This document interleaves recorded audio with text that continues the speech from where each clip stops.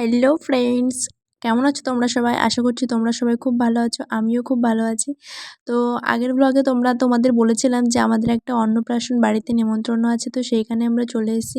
তো প্রথমেই দেখো আমাদের থালা দিয়ে দিয়েছে, লেবু, স্যালাড এগুলো সব দিয়ে দেওয়ার পরে এবার হচ্ছে দেখো গরম গরম ভাত চলে এসছে।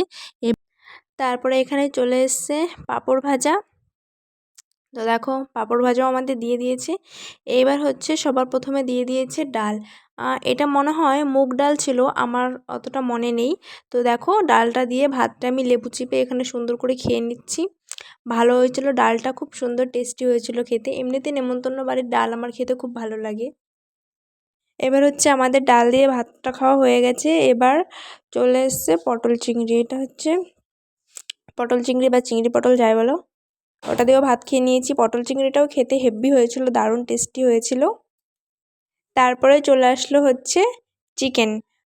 যে বাড়িতে নিমন্ত্রণ খেতে এসেছিলাম, মানে সেই বাড়িতে ব্যাকগ্রাউন্ডে এত সুন্দর গান হচ্ছিল, খুব ভাল লাগছিল আমার। এমনিতেই তো গান শুনলে আমার মনটা অনেক খুশি হয়ে যায়, নাচতে ইচ্ছা করে। বাট নাচানাচি হয়নি। খাওয়া দাওয়া দেখো হয়ে গেছে। এটা ছিল কি বলো তো, ড্রাই চাটনি বলবো। চাটনিটা ছিল খুবই শুকনো, আচার টাইপের হয় না ওইরকম, কিন্তু খেতে হেভি ছিল, দারুণ টেস্টি ছিল চাটনিটাও।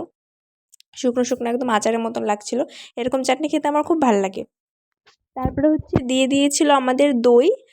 পাঁপড়টা দিতে একটু লেট হয়ে গেছিলো, চাটনি দিয়ে পাঁপড় দিয়ে খেতে হয়, তো ওটা তো হয়নি। এখন আমি দই দিয়ে আর পাঁপড় দিয়ে খাচ্ছি। উইয়ার্ড কম্বিনেশন, তাই না?